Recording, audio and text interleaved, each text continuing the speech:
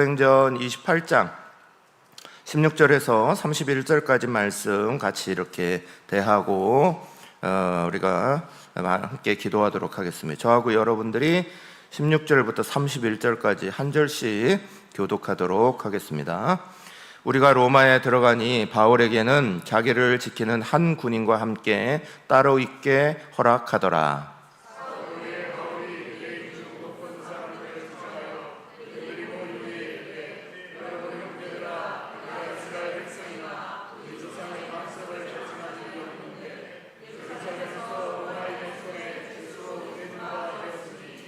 로마에 있는 나를 신문하여 죽일 제목이 없으므로 석방하려 하였으나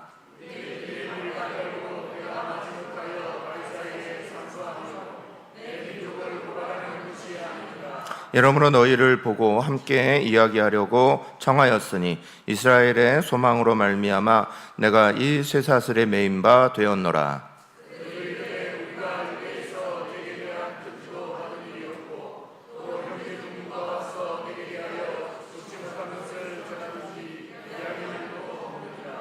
이에 우리가 너의 사상이 어떠한가 듣고자 하니 이 파에 대하여는 어디서든지 반대를 받는 줄 알기 때문이라 하더라.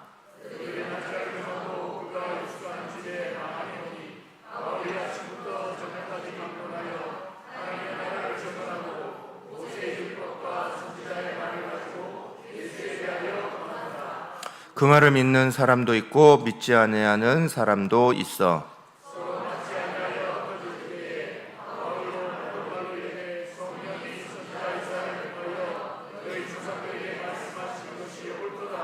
일러스되 이 백성에게 가서 말하기를 너희가 듣기는 들어도 도무지 깨닫지 못하며 보기는 보아도 도무지 알지 못하는도다.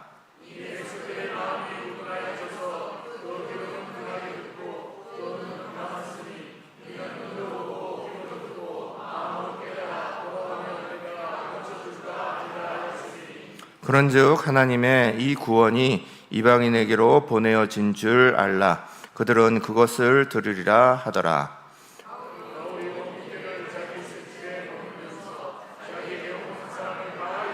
함께합니다. 하나님의 나라를 전파하며 주 예수 그리스도에 관한 모든 것을 담대하게 거침없이 가르치더라. 아멘. 이거는 오늘 말씀하고 조금 상관이 없는데 우리가 성경을 쭉 읽다가 29절과 같이 없음 이렇게 있잖아요. 그럼 이거 어떻게 해야 돼요? 없으면 없는 거죠. 없으면 없는 거예요. 그러면 이거 교독하다가는 누가 읽어야 되는 거죠? 29절 읽은 사람이 30절 읽어야 되는 거예요. 28절 읽은 사람이 30절 읽어야 되는 거죠. 없음이니까. 그러니까 우리가 성경 안에 없음이라고 기록된 건 없는 거예요. 없다는 것도 성경의 중요한 부분이에요. 일부러 띄웠다는 거예요. 일부러 그 자리를 비웠다는 거예요. 성경이 비웠다고 하는 건 이유가 있는 거니까. 그래서 다음번부터 이렇게 읽으실 때는 그거 지키셔갖고 우리 같이 읽읍시다. 네. 우리 오늘 이제 마지막 사도행전 28장 말씀을 좀 같이 말씀을 좀 대할 겁니다. 이제 드디어 사도행전 마지막입니다. 사도행전을 제가 부임하고 나서부터 시작해서 오늘로 이제 마지막을 짓습니다. 일부러 조금 더 갈 수 있는데 조금 빨리 땡겼어요. 그래서 2025년 말과 함께 사도행전도 오늘 끝내려고, 그리고 이제 여기에 메시지와 오늘 마무리를 지으면서 우리의 메시지가 비슷하기 때문에 같이 이렇게 좀 마무리를 지으려고 28장을 오늘 이제 2025년 마지막 성령 집회 때까지 합니다. 그리고 이제 다음번부터는 다른 말씀 가지고 이제 쭉 같이 나갈 거예요.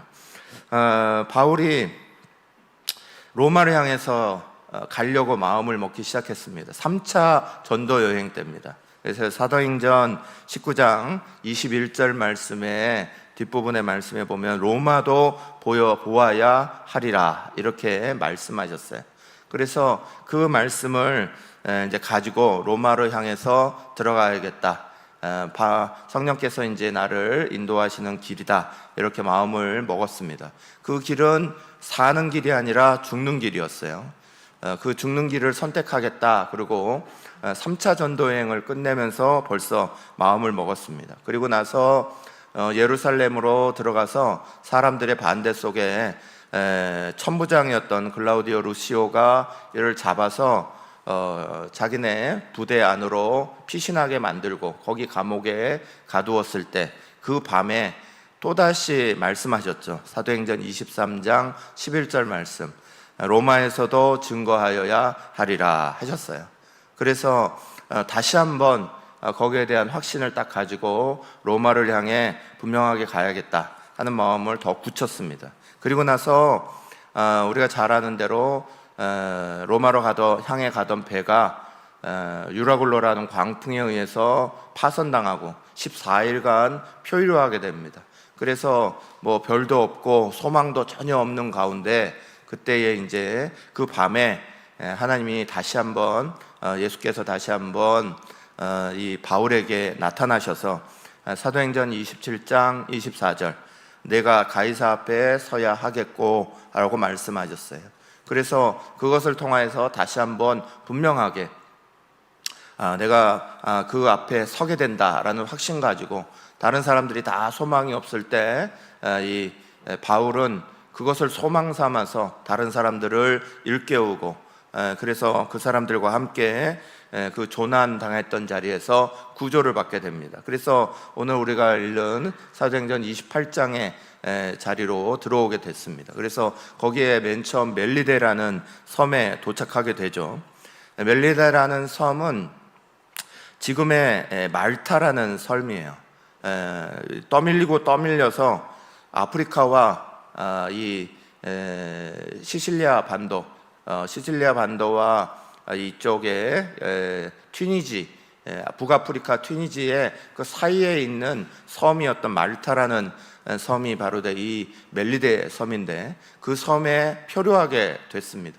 그래서 그 섬에 들어가게 됐어요. 간신히 그곳으로 넘어가게 됐습니다. 거기는 베니게 사람들이 이주해 와서 거기서 살고 있었고, 그 베니게의 언어로 이 멜리데라는 말은 피난처라는 말입니다. 그래서 그 사람들이 이주했던 섬, 또 바울이 피난처로 택하게 되고 가게 되었던 그 섬에서 3개월 동안을 머물게 되죠.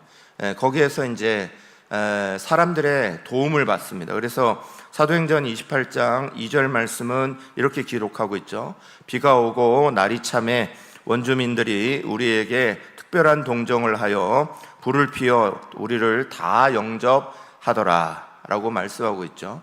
방송실이 제가 말씀을 쭉 줬는데 말씀을 하나도 체크 안 했나 보네요. 자꾸 안 띄워주시네. 사도행전 28장 2절의 말씀에 따라서 그들의 말씀을 딱 보면 그 원주민들이 우리에게 특별한 동정을 하여 이렇게 기록하고 있죠. 하나님의 은혜가 함께하고 있었다는 거예요. 원주민들이 피어났던 사람들의 그 자리를 뭐 서로 공격하지도 않았고 뺏으려 하지도 않았고 오히려 불쌍히 여겨줬다는 거죠. 우리가 출애굽기 2장 6절의 말씀에 알듯이 이렇게 모세를 갈대 상자에 넣고 떠나보냈을 때 그 바로의 딸이었던 공주가 불쌍히 여기는 마음 때문에 모세를 살렸죠. 그래서 2장 6절이 이렇게 말씀하죠. 열고 그 아기를 보니 아기가 우는지라 그가 그를 불쌍히 여겨 이르되 이는 히브리 사람의 아기로다 그랬어요. 히브리 사람의 아기라는 걸 알고 이 아이는 죽어야 된다는 걸 알았습니다. 그럼에도 불구하고 그 죽음을 막을 수 있었던 마음은 불쌍히 여기는 마음이에요. 항상 불쌍히 여기는 마음은 성경에서 굉장히 중요한 마음입니다. 하나님의 특별한 은혜의 마음이죠. 사람에게 불쌍히 여기는 마음이 생겼다는 건 하나님의 은혜가 그 자리에 함께하고 있다는 아주 중요한 표정이기도 합니다. 우리의 마음 속에 불쌍히 여기는 마음이 없다, 불쌍히 여기는 마음을 잃어버렸다 하는 건 다른 말로 말하면 우리의 마음속에 하나님의 은혜의 자리가 말랐다, 이렇게도 말할 수 있어요. 하나님의 은혜는 항상 불쌍히 여김과 함께 움직이는 경우가 굉장히 많습니다. 이 사람들을 향하여서도 이 원주민들이 불쌍히 여기는 마음, 거기에 말씀에는 특별히 동정을 하여 이렇게 돼 있어요. 특별한 동정을 하여, 여기에 하나님의 특별한 마음이 함께 임했다는 얘기죠. 사람들에게 그것들이 강하게 남았고, 그래서 이를 도와줬습니다. 그런 도와주는데 우리가 잘 알듯이 바울은 불을 이렇게, 나무를 옮겨서 이렇게 불을 집어넣다가 거기에서 나오는 독사에 물리는 상황이 벌어집니다. 사도행전 28장 4절, 원주민들이 이 짐승이 그 손에 매달려 있음을 보고 서로 말하되 진실로 이 사람은 살인한 자로다. 바다에서는 구조받았으나 공의가 그를 살리지 못하게 함이로다 하더니 그랬습니다. 이 상황을 딱 보고는 뱀에 물린 모습을 보고 사람들은 이 사람은 은혜 받을 사람이 아니구나 라고 생각했다는 거예요. 우리는 이렇게 보는 경우 굉장히 많습니다. 인과응보적인 사고죠. 사람의 가지고 있는 생각, 뭔가 저 사람이 큰 잘못을 했어, 그러니까 이 사람은 은혜를 받을 만한 것들이 없는 사람이야, 이 사람은 이것으로 인하여서 분명히 심판을 받고 있는 거야. 우리는 뜬금없는 이런 인과응보적인 생각을 참 많이 가지고 있습니다. 이 인과응보적인 생각으로 다른 사람을 함부로 판단하는 경우도 굉장히 많이 있습니다. 그런 경우들을 오늘 다시 말씀 속에 쭉 보게 됩니다. 그러나 마가복음 16장 17절에 18절 말씀은 놀라운 선포를 하고 계시죠. 믿는 자들에게는 이런 표적이 따르리니 곧 그들이 내 이름으로 귀신을 쫓아내며 새 방언을 말하며 뱀을 집어올리며 무슨 독을 마실지라도 해를 받지 아니하며 병든 사람에게 손을 얹은즉 나으리라 하시더라. 아멘. 복음 전하고 있는 이에게 성령께서 함께하고 계시고, 또 그들이 우리가 살아가고 있는 인과응보적인 생각을 깨는 역사들을 만들고 있다는 거예요. 우리 가운데 이런 것들이 이렇게 뱀에 물리고 이런 것들로 인하여서 사람들은 당연히 이 사람은 천벌을 받을 사람이었구나 라고 생각하게 되는 상황들 속에서도 하나님은 특별한 은혜로 바울을 보호하셨습니다. 사랑하는 성도들, 2025년에도 하나님의 특별한 보호하신 가운데 계셨을 줄로 믿습니다. 오늘 우리의 삶의 자리가 이렇게 바울과 같이 원치 않는 상황들이 우리 속에 벌어질 상황들이 올 한 해도 참 많았습니다. 그러나 그 모든 자리들에서 하나님이 우리를 건지셨고, 우리가 복음 전하고 하나님의 은혜의 역사들을 말할 수 있도록 하나님이 우리를 인도하셨다는 거 절대 잊어버리면 안 됩니다.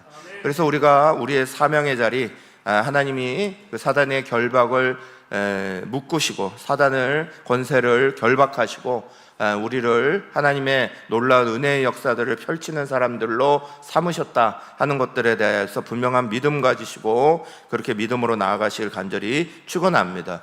그리고 이것이 더 퍼져서 보블리오라고 하는 사람의 가장 높은 행정관의 부친을 치유하는 일이 벌어지게 되고, 또 그것으로 말미암아 온 섬에 있는 사람들이 오히려 복음의 큰 은혜의 역사 가운데 이렇게 되게 되는 이제 놀라운 역사를 경험하고, 그리고 나서 로마로 다시 출발합니다. 3개월 후에 이제 로마로 떠나게 되고, 그래서 중간중간에 들리게 되죠. 중간에 이제 수로구사라는 섬에, 이제 시칠리아 섬에 도착합니다. 이탈리아 남단에 있는 시칠리아 섬에 도착하게 되고, 거기는 아르키메데스라는 유명한 수학자의 고향이기도 한 땅, 거기에 먼저 도착하게 되고, 그리고 나서 이제 보디알이라는 곳으로 이제 옮겨가서 내륙을 이렇게 들어가게 되는데, 보디올이라는 곳은 포추올리라고 지금도 나폴리항 옆에 있는 항구 도시입니다. 그래서 거기는 아름다운 도시기도 하고, 그 바로 옆에 수많은 유대인들이 이렇게 이미 와서 교회를 많이 형성하고 있었습니다. 나폴리 이탈리아 여행을 쭉 가시는 분들은 여행 거기에 안내서에 보면 나폼소 이렇게 같이 써 있는 거 아시죠? 예, 나폴리, 폼페이, 그리고 뭐 저기 소가 뭐였죠? 그거. 그래서 이게 이제 거기에 3대 도시고 미항들이에요. 아주 예쁜, 지금도 아주 예쁜 자리들이 거기에 있는데, 거기에 이제 폼페이가 있어요. 폼페이는 옆에 베스비우스 산이 무너져서 터져서, 화산이 터져서 다 함몰된 도시잖아요. 그 함몰된 도시에 나중에 이렇게 파고봤더니 여러 유적들이 많이 나왔는데, 그 중에 이제 1755년에 발굴한 비문 중에는 오 그리스도인들이여 불 속에서도 즐거워하라 하는 비문이 발견되기도 했습니다. 그러니까 그 지역에 이미 그리스도인들의 교회가 형성돼 있었다 하는 것들을 알 수 있는 이런 것들이 그 속에도 많이 있었습니다. 거기서 보디올이라는 곳에서 형제라는 말을 사용하게 되고, 형제를 만났다 이렇게 말하죠. 그러면서 이제 아비오 광장을 거쳐서 이렇게 여관이 세 곳 이렇게 지어져 있는 그 지역을 넘어서 이제 이렇게 들어옵니다. 그래서 사도행전 28장 15절 말씀에는 이렇게 기록되어 있죠. 그곳 형제들이 우리 소식을 듣고 아비오 광장과 트레이스 타베르네까지 맞으러 나오니 바울이 그들을 보고 하나님께 감사하고 담대한 마음을 얻으니라. 그 말씀 기록해요. 그래서 많은 사람이 바울이 온다는 소식을 듣고 그곳으로 이렇게 나왔습니다. 옳지 못할 것 같았던 바울이 그곳에 도착한다는 소식을 듣고 형제들이 나왔다. 그래서 여기에 그곳 형제들이 이렇게 말씀에 기록하고 있어요. 우리가 바울이 로마에 가기 전에 로마를 향해서 로마서를 먼저 보냈죠. 로마서는 로마에 도착해서 쓴 책이 아니라 로마를 향해 가겠다는 의지를 가지고 쓴 말씀입니다. 그래서 로마서를 이렇게 보낸 그 대상들이 다 이 사람들이죠. 그래서 바울이 이렇게 로마에 도착하게 됐을 때 사람들이 그 앞에까지 다 나와서 바울을 만났고, 바울은 그것이 그동안 지쳤던 마음과 힘들었던 마음에 큰 위로가 되었던 것들을 분명하게 알게 됩니다. 그러면서 이제 오늘 말씀이 시작돼요. 오늘 말씀 사도행전 28장 16절과 같이 우리가 로마에 들어가니 바울에게는 자기를 지키는 한 군인과 함께 따로 있게 허락하더라 하면서 여기에 취니대의 부대 속으로 들어갔는데, 황제 취니대의 부대 안으로 갔는데 거기서 바울에게는 특별한 혜택이 주어졌습니다. 군인 한 사람과 함께 밖에서 머물러도 되도록. 처음에는 감옥 안에 있었지만 조금 있으면 이제 그 밖으로 나갈 수 있는, 예전에 이런 군영에 들어가서 혜택을 받는 사람들은 이렇게 착고를 이렇게 찼다고 그래요. 죄수가 오른속에 이렇게 착고를 차고 한 군인이 지키면서 그 군인은 왼팔에 착고를 차고, 그렇게 해서 서로를 묶었다고 그럽니다. 그렇게 해서 군인은 3시간 내지 4시간마다 계속 교대하고 이 죄수는 계속 묶여있는 상태로 그렇게 한 사람에게 이렇게 감시받도록, 그만해도 굉장한 혜택이었다고, 그 안에 있지 않도록. 그러니까 이거는 이제 뭐 베스도 총독이 보낼 때 보냈던 고소장이나 또 이 배를 타고 오는 과정 가운데 백부장 율리오가 좋은 보고를 했기 때문에 아마 바울에게 이런 혜택이 주어졌을 거다 이렇게 생각이 되어지는 부분입니다. 그러면서 이제 그 안에서 계속해서 복음을 전하는 역사들이 마지막까지 계속해서 이어집니다. 사도행전은 이 이야기를 통해서 이제 우리 가운데 이 바울의 마지막 모습을 끝까지 조명하고 있는데, 바울은 우리가 지금 성경에서 쭉 읽듯이 사도행전 다음에 있는 성경은 뭐죠? 로마서입니다. 이 마지막이 로마로 끝나게 되고 그 로마에서 바로 연결되는 서신서는 로마서입니다. 로마서 1장의 제일 큰 주제가 뭔지 아세요? 로마서 1장의 제일 큰 주제는 로마서 1장 17절입니다. 로마서 1장 17절은 오직 의인은 믿음으로 말미암아 살리라 하는 겁니다. 오직 의인은 믿음으로 말미암아 살리라. 이게 로마서의 가장 큰 주제이기도 하고 사도행전의 대주제이기도 합니다. 바울의 삶의 가장 큰 주제이기도 합니다. 바울이 마지막 사도행전 28장으로 쭉 내려오는 과정뿐만 아니라 이제 로마에 드디어 도착했습니다. 예수께서 계속해서 3번이나 네가 로마에 가리라 말씀하셨고 로마에 서야 하리다, 황제 앞에 서야 하리라 계속해서 말씀하셨던 그 말씀을 바울이 끝까지 마음속에 가졌고, 풍랑과 또 여러 가지 유대인들의 압박과 여러 가지 상황들 속에서도 그 마음을 잃지 않았습니다. 끝까지 주님이 나를 로마에 세우실 거다 믿었고, 그 믿음을 가지고 마지막 그 로마의 자리까지 도착했어요. 로마서는, 사도행전과 이 로마서의 큰 역사는 믿음이라는 것에 대해서 우리 가운데 강하게 얘기합니다.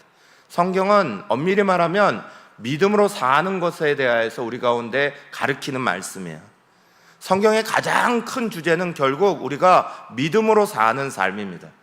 어떤 사람이 믿음으로 살아내야 될 거냐, 믿음이라는 게 도대체 뭐냐, 이스라엘 광야에서 왜 이스라엘 사람들이 고초를 당했냐, 결국은 믿음이 없었기 때문이죠. 여호수아가 또 아브라함이 또 여러 믿음의 사람들이 어떻게 믿음의 사람이 되었냐, 말 그대로 믿음입니다. 그들이 가졌던 믿음에 대한 강조. 성경은 우리가 의인으로서 살아갈 때 가장 중요한 것을 결국 믿음을 따라 살아가는 거다라고 말하고 있어요. 바울은 그 자리를 분명하게 우리 가운데 보여줍니다. 예수님도 이 땅에 오셔서 사람들이 믿음 없는 모습을 보일 때마다, 제자들이 믿음 없는 모습을 보일 때마다 강력하게 말씀하세요. 이 믿음 없는 자들아 그러셨어요. 늘 믿음 없는 것에 대해서 책망하셨어요. 너희는 왜 이렇게 믿음을 가지지 못하느냐 하고 계속해서 책망하십니다. 반대로 믿음을 가지고 있는 사람들을 향해서 예수님은 계속해서 칭찬하십니다. 한 백부장 이야기를 우리는 잘 알고 있죠. 이 백부장은 유대인도 아니었습니다. 그럼에도 불구하고 믿음을 가진 모습을 보면서 예수께서는 이 이스라엘 중에서도 이만한 믿음을 가진 사람이 없다라고 그 믿음을 칭찬하셨어요. 믿음 없는 이들을 향해서는 분명하게 너희는 왜 이렇게 믿음이 없느냐, 믿음이 적은 자들아 라고 믿음에 대해서 강조하셨고, 믿음을 가지고 있는 사람을 향해서는 너희의 믿음이 훌륭하다라고 칭찬하셨어요. 사랑하는 여러분, 성경을 믿고 살아간다는 건 결국 우리의 믿음으로 살아가는 거죠. 로마서 바울이 끝까지 누가가 이 바울을 초점 맞추고 계속 따라가고 있는 가장 중요한 방향도 바울이 가지고 있는 믿음으로 사는 삶이에요. 바람이 눈앞에 이렇게 보이지 않죠. 옛날에는 바람이 막 불면 강아지가 팔딱팔딱 뛰는 거 보고 옛날 어르신들은 그렇게 말씀하셨어요. 개들은 아마도 바람을 보다 이렇게 말했어요. 바람이 막 뛰면 그랬죠. 그런데 개들이라고 바람을 실제로 보겠어요? 수의사들은 그런 일은 없다 그렇게 얘기를 하시니까. 그렇지만 바람이 불면 우리는 그 바람이 어떻게 불고 있는지 다 느낍니다. 오늘도 추운 바람 가운데 여러분이 이 자리를 찾아오셨을 텐데 그 바람을 다 맞으면서 바람이 있다라는 걸 알아요. 믿음으로 사는 사람은 눈으로 보이지 않습니다. 그러나 믿음이 어떤 것으로 살아가는 것인지도 다 보이는 거예요. 독특한 모습이 있기 때문에 그래요. 믿음으로 살아가는 사람들은 그 특징을 분명히 가지고 있기 때문에 그렇습니다. 오늘 바울이 마지막 사도행전 28장에서 바울의 모습을 통하여서 믿음으로 사는 사람이 어떤 모습을 가지고 있는지를 끝까지 보여주고 있는데, 먼저 우리가 기억하셔야 되는 건 믿음으로 사는 사람이 위기를 만나면 위기가 아니라는 거예요. 그 위기가 기회가 된다는 거예요. 17절 말씀 우리가 같이 읽겠습니다. 사흘 후에 바울이 유대인 중 높은 사람을 청하여 그들이 모인 후에 이르되 여러분 형제들아, 내가 이스라엘 백성이나 우리 조상의 관습을 배척하는 일이 없는데 예루살렘에서 로마인의 죄수로 내준 바 되었으니. 아멘. 이 위기를 당해서 지금 여기까지 왔죠. 바울은 위기 속에 여기까지 왔습니다. 예수께서 분명하게 로마에 서야 하리라 비전을 보여주셨지만, 선교의 비전이 분명했지만, 그래 로마에 직접적으로 와보니 결국 로마에서 할 수 있는 건 다른 사람의 손에 묶여서 한 사람의 군인 앞에서 서 있는 것밖에 할 수 있는 게 아무것도 없는 자리였어요. 로마로 결국 왔는데 로마에 도착해서도 보니 로마에서도 바울은 그저 감옥이 준비되어 있을 뿐이지 다른 것들이 일어나지 않을 수밖에 없는, 할 수 없는 그런 상황이 자기에게 처음에 주어졌습니다.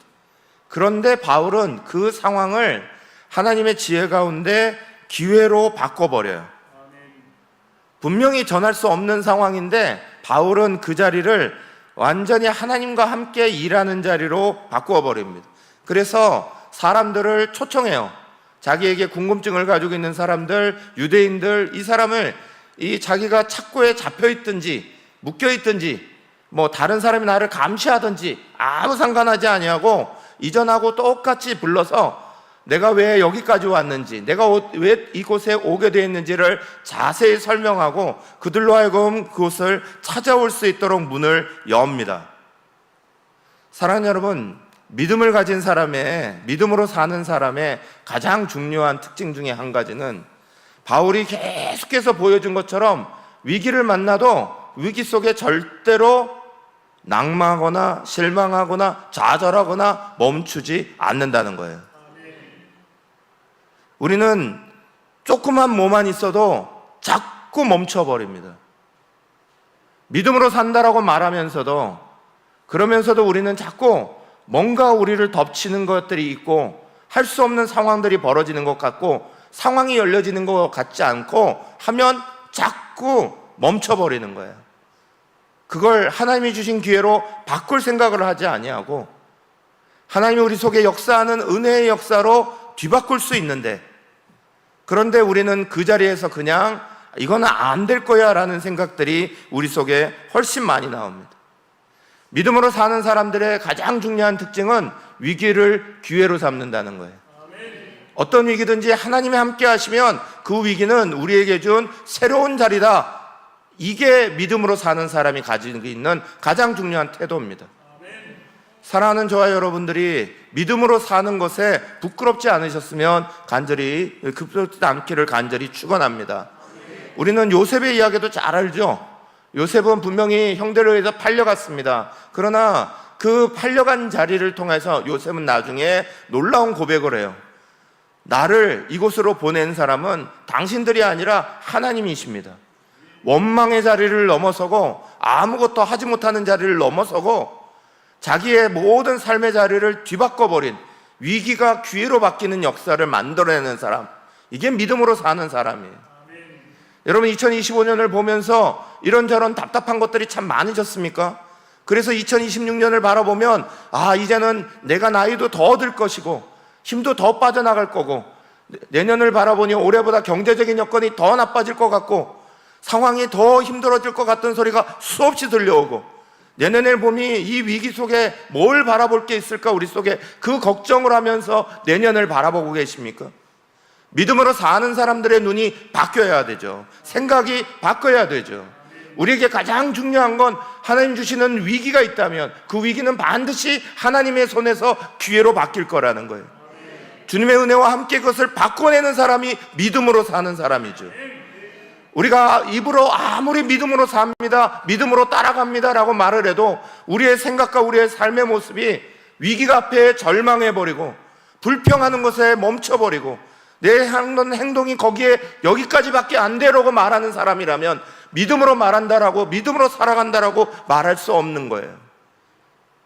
성경은 계속해서 우리 가운데 믿음으로 사는 사람들이 위기를 기회로 바꾼다는 걸 분명하게 보여주시는 거예요.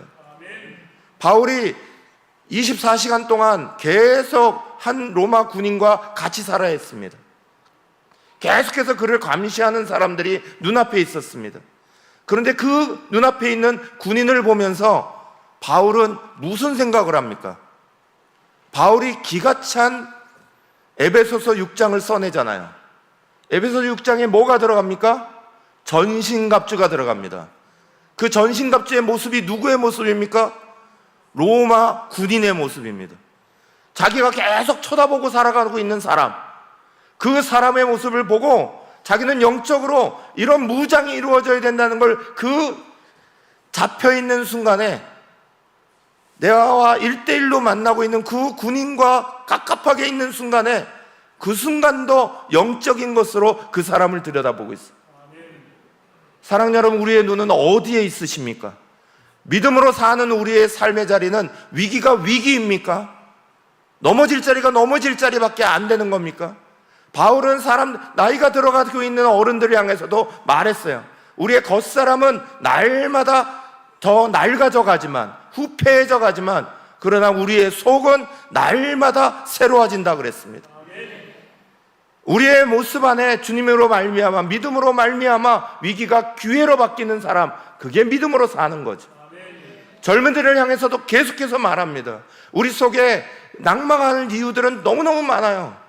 안 되는 이유들은 너무너무 많아요. 그러나 그 너무너무 안 되는 이유들 속에 되는 이유 하나하나를 찾아 나가는 것, 그게 믿음으로 사는 사람이에요. 믿음으로 사는 사람의 두 번째 중요한 원칙은 사도행전 28장 23절 같이 읽겠습니다. 그들이 날짜를 정하고 그가 유숙하는 집에 많이 오니 바울이 아침부터 저녁까지 강론하여 하나님의 나라를 증언하고 모세의 율법과 선지자의 말을 가지고 예수에 대하여 권하더라. 아멘. 여기에 주목할 단어는 그가 유숙하는 집에라는 말이에요. 그가 유숙하는 집에. 바울이 못 나가요. 밖으로 나갈 수가 없어요. 바울이 나갈 수가 없는데 사람들에게 나가지 못하니까 복음을 못 전해. 그건가요? 나는 다른 데 나가지 못하니까 복음을 전할 수 없어, 이거였나요? 아니요. 바울은 그 자리에서 복음을 전할 수 있는 방법을 만들어냅니다. 믿음으로 사는 사람은 내가 있는 곳 그 자리에서 하나님의 복음의 역사를 만들어낼 방법을 찾아내요. 우리가 간절히 바라는 것들은 반드시 이룬다는 말이 있죠. 우리가 정말 하고 싶어 하는 것들은 반드시 한다는 말이 있죠. 사랑하는 여러분, 우리의 속에 정말 복음을 전하고자 하는 열망이 강하신 겁니까? 내가 있는 자리가 내가 움직일 수 없는 자리이기 때문에 복음을 전할 수 없어요. 나는 내가 사람들을 상대할 수 없기 때문에 복음 전할 기회가 없어요. 그런 건가요? 아니면 내 마음이 믿음으로 살지 않는 건가요? 복음 전할 자리가 내 속에 없다라고 스스로 멈춰버리고 있나요? 믿음으로 사는 사람은 있는 곳에서 자라는 사람들이에요. 나한테 주어진 상황, 바울이 상황이 다 바뀔 때마다, 지금 여기까지 오는 동안도 난파선에서 자기 말을 안 듣는 그 수많은 사람들에게도 복음 전했습니다. 276명의 생명을 보존하면서 복음 전했습니다. 멜리데 섬에 들어가서 그 멜리데 섬에 보블리오라는 그 가장 높은 사람을 치유하면서 그 섬 사람들에게 다 복음을 전했습니다. 바울은 난파되던 상황이든 좋은 상황이든 나쁜 상황이든 있는 곳에서 최선을 다해서 복음 전할 기회를 만들어냅니다. 병원 가면 병원이 우리의, 입원하면 입원한 그 자리가 우리의 복음터입니다. 직장 가면 직장이 우리의 복음터고, 가정에 있으면 가정에 우리의 주변의 자리가 다 복음이 있는 자리입니다. 사랑하는 여러분, 오늘 우리의 삶에는 이래저래 안 된다는 말들만 가득합니다. 그러면서 우리는 믿음으로 산다라고 말해요. 이것 때문에 안 돼요, 저것 때문에 안 돼요가 우리에게는 널려 있는데, 그러면서 우리는 입으로 우리는 믿음으로 사는 사람입니다, 신앙 가지고 있는 사람입니다 라고 말하고 있잖아요. 사랑하는 여러분, 이 패배의식에서 빠져나오시기를 간절히 축원합니다. 2025년 우리가 떠나보내야 되는 가장 중요한 것 중에 한 가지는 우리의 안 된다는 생각들부터 날려보내야 되는 거예요. 이래서 안 된다, 저래서 안 된다, 우리는 핑계댈 것이 수없이 많습니다. 그러나 그 모든 핑계가 예수 그리스도 그분 한 분 만나면 다 없어지는 게 그게 신앙이에요. 그래서 우리는 하나님 앞에 찬양하잖아요. 하나님을 만나면 끝난 것이다. 하나님만 만나면 끝난 것이다. 우린 찬양하면서 왜 그 찬양이 우리의 삶으로 들어오지는 않습니까? 왜 안 된다는 그 속에 우리는 자꾸 사로잡히나요? 이래서 안 됩니다, 저래서 안 됩니다. 사랑하는 여러분, 저와 여러분 모두의 입에서 됩니다, 됩니다가 나오시기를 간절히 축원합니다. 제가 되게 사랑하는 동생 목사님이 계신데, 저하고 나이가 한 2살 정도 차이 나는 동생 목사님이에요. 제가 그 목사님한테 되게 많이 배웠습니다. 처음에는 그 목사님이 지방 학교를 나왔고 막 그래서, 또 성격도 막 그렇게 대단한 분도 아니고 막 그래서 그런 외형적인 거 가지고 제가 처음에 그 동생 목사님을 좀 약간 깔봤어요. 그러다가 시간이 가면 갈수록 제가 제 자신을 얼마나 많이 하나님 앞에 회개했는지 몰라요. 정말 많이 배웠어요, 그분한테. 근데 그분이 하는 태도 중에 이런 게 있어요. 같이 이제 어디 가게 돼서 한 방을 같이 이렇게 쓰잖아요. 한 방을 쓰면 아침에 일어날 때 전날 밤에 늦게까지 보통 막 수련회를 막 진행하고 이러고 이제 아침에 일어나서 또 새벽부터 막 나가야 되고 이러니까 이제 보통 부목사 둘이서 같이 들어가갖고 밤에 방을 배정받아갖고 자게 되잖아요. 담임 목사님이 아니니까 혼자 쓰지는 못하고 보통 그렇게 되잖아요. 그래서 이제 방에 같이 들어가서 자는데 다음날 아침에 일어나는데 저는 막 온몸이 쑤시고 아픈 거예요. 그래서 아구구구구구 그러면서 이제 그 다음에 나오는 말이 뭐예요? 아구구구구구? 아, 죽겠네 이거잖아요. 그런데 이 친구는 일어나면서 아이고 살겄네요. 입에 이걸 붙이고 살아가요. 그래서 제가 한 3일 같이 되면서 물어봤어요. 동생은 입에다가 왜 살겄네 그거 붙여? 그거 왜 그렇게 말하지? 그랬더니 말을 이렇게 자꾸 할수록 자기가 그렇게 된대요. 그래서 항상 말을 그렇게 써요. 항상 그런 식으로 항상 살겠네 말을 씁니다. 긍정적인 말을 써요. 부정적인 걸 자꾸 떠나보내요. 안 된다는 걸 자꾸 떠나보내요. 되는 이유를 자꾸 말해요. 사랑하는 여러분, 우리의 입과 우리의 행동과 말이 불평을 보고 있는 사람 되게 많아요. 어떤 사람들은 교회 안에서도 그럽니다. 교회 안에서도 안 되는 것만 찾아가지고 안 된다고 말하고 다녀요. 이거 틀렸다고 저거 틀렸다고. 어떤 사람이 예배 시간에 막 졸고 있으면 저 보라고 직분자가 저서 자고 있다고, 저렇게 신앙이 안 좋아하고 되겠냐고 막 그렇게 얘기를 합니다. 그런데 사랑하는 여러분, 교회를 돌아보면 눈 반짝 뜨고 말씀을 집중해서 말씀 듣고 있는 사람이 훨씬 많습니다. 그 많은 사람들을 봐야지 왜 도대체 거기서 어떻게 그렇게 눈 감고 제대로 안 듣고 있는 그 한 사람을 그렇게 잘 찾아낼까요? 그 부정적인 사람을 어떻게 그 많은 사람들 중에 딱 찾아갖고 저 사람 때문에 안 된다 그 말을 할 수 있을까요? 놀라운 거 아니에요?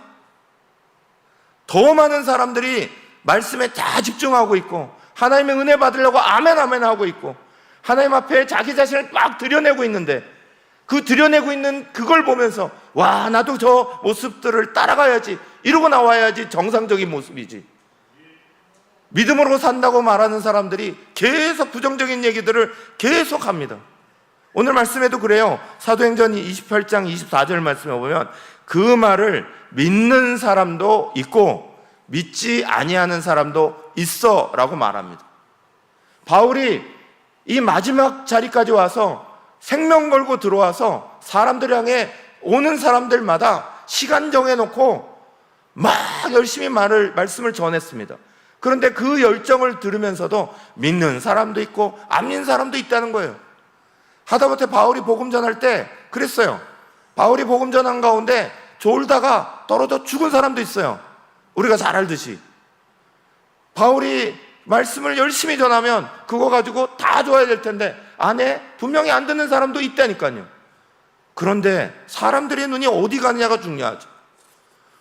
이거 안 믿으니까, 내가 전했는데도 믿지 않는 사람보다 안 믿는 사람이 있네? 그럼 난 안전해요?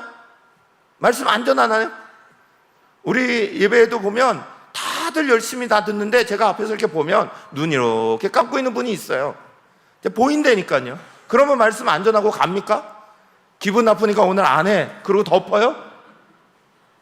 어떤 우리 청소년들은 아침에 전날 밤에 막 그러고 나와서 얼마나 피곤하겠어. 일부 예배 나와주는 것도 감사한데 나와가지고 꼬박꼬박 졸고 있는 아이들이 여러 명 있어요. 근데 그렇다고 기분 나쁘다고 안 하고 가요?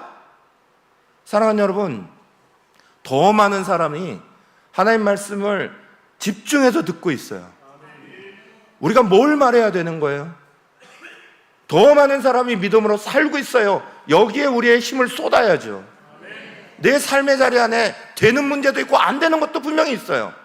그러면 우리는 뭘 가지고 얘기를 해야 되는 거예요? 되는 게 더 많은데, 그 되는 게 더 많은 건 냅두고 하나 안 되는 거 붙잡고 안 되는 거야 죽겠는 거야 그러고 살아야 돼요. 사랑하는 여러분, 저 여러분은 믿음으로 살아가는 사람입니다. 믿음으로 살아가는 사람은 우리의 말과 우리의 삶의 자리, 우리가 보는 자리가 믿는 자리를 향해 바라봐야 되는 거예요. 바울은 있는 자리에서 잘했다는 거예요. 옮겨지는 자리마다 그 자리에서 믿음으로 사는 사람의 모습을 잘 보여줬습니다. 우리 사랑하는 성도들도 불평불만 2025년과 함께 송구하시기 간절히 축원합니다. 버리시기를 간절히 축원합니다. 떠나보내셔야 됩니다. 그런 습관들 들어서 좋을 게 아무것도 없습니다. 부정적인 거 보고 부정적인 거 말하는 습관 버려야 합니다. 내 눈에 부정적인 거 보이지 않게 해주십시오. 선포하고 떠나보내셔야 돼요. 계속 그것만 보면서 그거 조금 뭐 하나 잘못하면 그거 가지고 계속 얘기해버리면 얼마나 답답하겠어요. 주변에 있는 사람 다 죽습니다. 사랑하는 여러분, 하나님은 우리 가운데 놀라운 공동체를 주셨어요. 예배할 때마다 얼마나 기쁘고 감사한지 몰라요. 예배할 때마다 예배하는 그 모습, 하나님 앞에 드리는 모습. 오늘도 아침부터 어제 하고 나서 아침부터 우리 목회자들 모여갖고 하고 있는데 월요일 갔다고 다 그랬다고 그랬잖아요. 다 피곤한 거예요. 저도 피곤하고 다들 피곤해. 그러니까 다 아주 축축 처지는 느낌이에요. 예배에 앉아서 가만히 있으면서 그런 생각이 들었어요. 내가 2024년 5월에 여기 왔을 때 이 예배를 보며 정말 눈물이 뚝뚝 흘렀는데, 와, 이 예배의 감격 때문에 얼마나 기뻤는데, 이 예배가 내가 함께 할 수 있는 예배라는 것, 그 사실 때문에 가슴이 뛰었는데, 어느 틈엔가 그게 지나가 버리고 있다면 그건 나한테 불행한 거죠. 사랑하는 여러분, 우리는 오늘 우리에게 주신 최고의 자리를 만나고 있는 줄 믿으시기를 축원합니다. 하나님은 언제나 우리의 삶에 제일 좋은 것 주시는 하나님.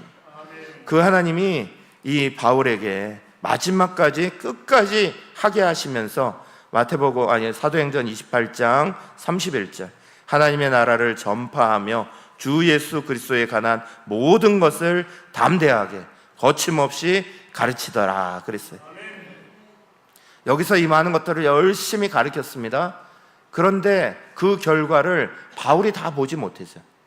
그런데 놀라운 거는 사도행전은 이렇게 말을 끝내는데 빌립보서 4장 22절 말씀엔 이런 말씀이 나옵니다. 믿음의 모든 성도들이 너희에게 문안하되, 같이 읽겠습니다. 특히 가이사의 집 사람들 중 몇이니라 그랬습니다. 가이사가 누굽니까? 가이사가 누굽니까? 가이사는 황제를 의미합니다. 황제의 집안 사람들이 문안하고 있다는 거예요. 예수 믿었다는 거예요. 우리가 잘 알듯이 로마는 바울이 들어가서 복음 전하면서 수많은 지식층들이, 수많은 사람들이 변화됐습니다. 그래서 결정적인 사건은 결국은 콘스탄티노플 황제의 어머니였던 그 어머니가 예수 믿으며 꿈에서 환상 본 거잖아요. 환상 보면서 십자가 그거 앞에 내세울 때 승리한다는 걸 알려줬잖아요. 그래서 그 전쟁에서 이기고 난 다음에 국교로 확 뒤바뀌어 버리는 놀라운 사건이 벌어졌습니다. 그때 황제의 어머니도 예수 믿었습니다. 가이사의 집 사람들이 예수 믿고 있습니다. 이거 누가 했겠습니까? 바울이 거기 가서 끝까지 씨 뿌린 거, 당대에 보이지 않아도 그 복음의 씨앗들이 놀라운 역사로 다 돌아옵니다. 사랑하는 여러분, 우리는 믿음으로 사는 사람은 믿음의 형통함이라는 걸 믿어야 돼요. 당장 눈앞에 보이는 게 아니어도 믿음으로 하나님은 형통케 하신다는 걸 믿어야 하는 거야. 그게 미래를 보는 눈이에요. 믿는 사람들의 미래를 향하는 눈은 하나님이 이 모든 것들을 통해 길을 여신다는 거예요. 내가 오늘 전한 이 복음이 언젠가는 누군가에게 씨앗으로 떨어져서 싹이 나고 잎이 나고 그 줄기가 자라나서 열매 맺을 때까지 성장할 거다 믿으셔야 되죠. 여러분, 우리가 잘 아는 찬송가 384장 나의 갈 길 다 가도록 이라는 찬송가가 있어요. 나의 갈 길 다 가도록 예수 인도하시니 내 주 안에 있는 긍휼 어찌 의심하리요. 믿음으로 사는 자는 하늘 위로 받겠네. 같이 마지막에 뭐라고요? 무슨 일을 만나든지 만사형통 하리라요. 이거 누가 썼는지 아십니까? 페니 제이 크로스비라는 분이 썼는데, 이분의 가장 큰 특징은 장님이라는 거예요. 아주 어릴 때 그 유모가 잘못된 그 수건을 이렇게 거기에 액체가 잘못 묻어 있는 그 수건을 눈에 대는 바람에 눈이 다 실명해 버렸어요. 완전 아기 때 실명하고 평생을 장님으로 살았습니다. 그런데 그가 놀라운 찬송가를 많이 썼어요. 그 찬송가 중에 가장 대표적인 곡이 바로 찬송가 384장이에요. 이 찬송가 384장이 뭐라고 노래합니까? 만사형통하리라요. 장님되어 있는 내 눈에도 만사형통하리라요. 얼마나 놀라운 고백입니까? 사랑하는 여러분, 우리는 믿음으로 사는 사람입니다. 믿음으로 사는 사람은 하나님께서 우리에게 믿음의 형통함을 주신다는 걸 받아들여야 됩니다. 그것을 믿을 수 있을 때 내 삶이, 또 내가 미치는 다른 사람에 대한 삶이 달라지는 거예요. 사도행전은 로마서로 이어집니다. 로마서의 1장의 주제는 아까 말씀대로 뭐라고요? 오직 의인은 믿음으로 말미암아 살리라예요.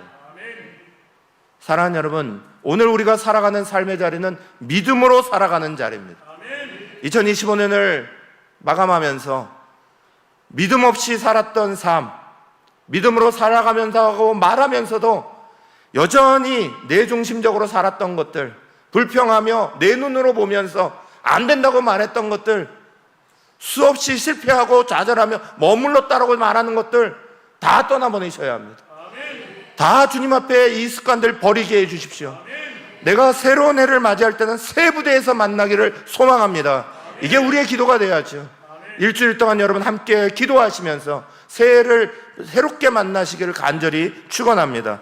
이 시간에 말씀을 듣고 간절히 기도합시다. 하나님 앞에 간절히 간구하고 기도할 때 성경은 우리 가운데 강력한 메시지를 던져주고 있습니다. 우리는 오직 믿음으로 살아가는 겁니다. 하나님 아버지, 오늘 우리의 환경으로도 살아가는 것이 아니라 우리의 돈으로 살아가는 것도 아니고 우리의 건강으로 살아가는 것도 아니고 우리가 잘 되는 것 때문에 살아가는 것도 아닙니다. 정치 때문에 살아가는 것도 아닙니다. 그리스도인들이 살아가는 유일한 이유는 오직 의인은 믿음으로 말미암아 살아가는 겁니다. 믿음으로 사는 삶을 살아갈 수 있도록 하나님 믿음에 걸맞지 않는 것들 다 버리게 하여 주시옵소서. 떠나보내게 하시기를 간절히 소망합니다. 우리가 송구영신을 맞으며 2026년을 준비할 때 먼저 준비해야 될 건 올해의 쓰레기들입니다. 올해에 버려야 될 것들입니다. 가지가지 말아야 될 것들입니다. 푸대들입니다. 하나님 앞에 다 버릴 수 있도록 하나님 도와주시옵소서. 우리 가운데 임하시고 함께 하셔서 하나님의 은혜 가운데 새로운 새 푸대가 되기를 소망합니다. 주님 앞에 예배하며 준비하며 소망하며 기다리게 하여 주시옵소서. 주여 외치며 함께 기도하겠습니다. 주여.